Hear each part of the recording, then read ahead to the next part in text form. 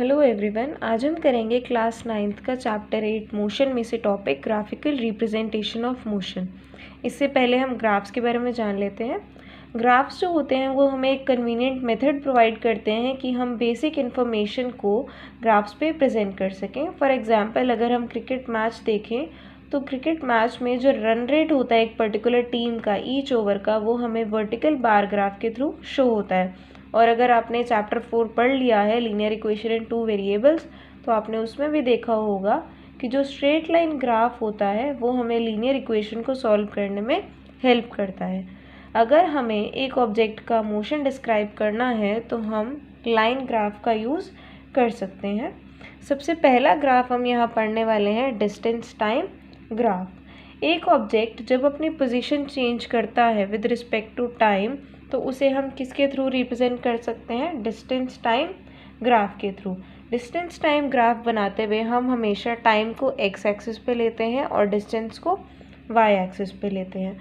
Distance time graph को हम various conditions के अंदर यूज़ कर सकते हैं। फॉर एग्जांपल, अगर हमें यूनिफॉर्म स्पीड रिप्रेजेंट करनी है, नॉन यूनिफॉर्म स्पीड रिप्रेजेंट करनी है, या फिर कोई ऑब्जेक्ट रेस्ट पोजीशन पे उसे शो करना है, तब भी हम डिस्टेंस टाइम ग्राफ का यूज़ कर सकते हैं।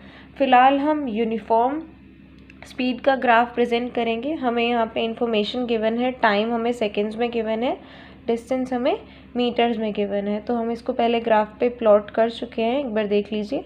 0,0 फर्स्ट पॉइंट यहाँ पे, 2,10 यहाँ पे पॉइंट, 4,20। इसी तरह से ये सारी वैल्यूज़ की मदद से जब हमने ग्राफ प्लॉट कर लिया तो हमें एक स्ट्रेट लाइन मिली। तो स्ट्रेट लाइन क्या रिप्रेजेंट करती है कि जो स्पीड थी वो यहाँ पे यूनिफॉर्म थी। इसका मतलब ये है कि distance travelled by an object is directly proportional to time taken. मतलब जैसे जैसे डिस्टेंस बढ़ता जाएगा वैसे वैसे टाइम भी बढ़ता जाएगा।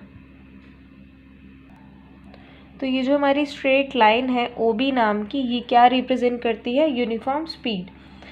हम यूनिफॉर्म स्पीड को यूनिफॉर्म वेलोसिटी भी कह सकते हैं अगर हमारी डिस्टेंस और डिस्प्लेसमेंट का मैग्नीट्यूड सेम है तब। अब हम इस ग्राफ का यूज़ करके स्पीड फाइंड आउट करेंगे। कैसे? हम इन पॉइंट्स को नेमिंग दे देते हैं A, B, C, D। इस पॉइंट का हम नाम चेंज कर देते हैं E। अब मैं क्या करूँगी, मैं C पॉइंट से एक पैरेलल लाइन ड्रॉ करूँगी एक्स एक्सिस के साथ, और D पॉइंट से वाई एक्सिस के साथ एक पैरेलल लाइन ड्रॉ करेंगे। अब ये जो पॉइंट हमारा आया इसे हम नाम दे देते हैं F। तो हमारा यहाँ पे एक ट्रायंगल बन गया DCF। अब ये जो DF लाइन है ये क्या प्रेजेंट कर रही है? यहाँ से यहाँ तक का डिस्टेंस। और ये CF लाइन क्या प्रेजेंट कर रही है? यहाँ से यहाँ तक का टाइम।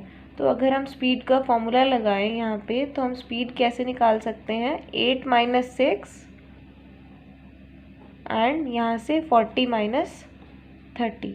सॉरी, टाइम हमारा डिनोमिनेटर में आता है, तो 8 - 6 एंड ऊपर डिस्टेंस 40 - 30।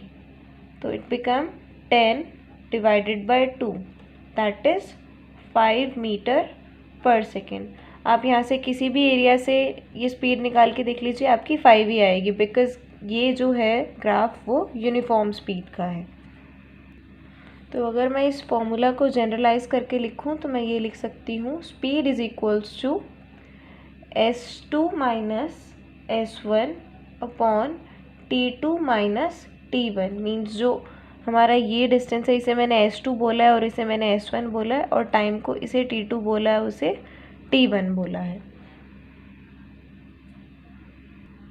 इसी तरह से अगर हमारा ग्राफ स्ट्रेट लाइन ना आके कर्व फॉर्म में आता है, इसका मतलब हमारी जो स्पीड है वो नॉन यूनिफॉर्म स्पीड है।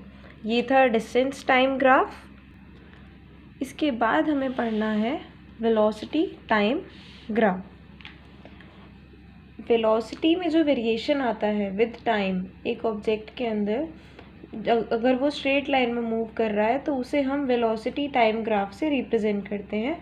इस ग्राफ में क्या होता है, एक्स एक्सिस हम टाइम को रिप्रेजेंट करता है हमारे, और वाई एक्सिस जो है वो वेलोसिटी को रिप्रेजेंट करता है। यहाँ पे क्या होता है, अगर एक ऑब्जेक्ट यूनिफॉर्म वेलोसिटी से मूव कर रहा है तो जो ये हाइट होती है वेलोसिटी की, ये चेंज नहीं होती है, ये स्ट्रेट लाइन रहती है पैरेलल टू एक्स एक्सिस, जैसा कि इस फिगर में दिखाई दे रहा है। और यहाँ पे हमारी यूनिफॉर्म वेलोसिटी क्या है, 30 किलोमीटर पर आवर। तो यहाँ पे हम एक फॉर्मूला देखते हैं। वेलोसिटी का फॉर्मूला होता है डिस्प्लेसमेंट अपॉन टाइम। तो अगर मैं यहाँ से डिस्प्लेसमेंट का फॉर्मूला डिराइव करूँ तो वो बनेगा वेलोसिटी मल्टीप्लाई बाय टाइम। तो हमारी यहाँ पे यूनिफॉर्म वेलोसिटी कितनी है, 30 किलोमीटर पर आवर, और हमारा टाइम जो है वो ये लाइन रिप्रेजेंट कर रही है ए बी। ये हमारा टाइम 2 है और ये टाइम 1 है। तो हमारा टाइम यहाँ पे आएगा T2 माइनस T1, यानी कि 3 minus 1 2, 30 kilometre per hour multiply by 2 r. तो यहाँ पे हमारा ये बन जाएगा, डिस्प्लेसमेंट बन जाएगी 60 किलोमीटर्स, और यही हमारा यहाँ पे डिस्टेंस भी है। ये जो हमारा ग्राफ था ये था velocity time graph for uniform motion of a car. इसी तरह से हम uniformly accelerated motion of a car का भी ग्राफ प्लॉट कर सकते हैं, वेलोसिटी टाइम ग्राफ, वो अब हम देखते हैं।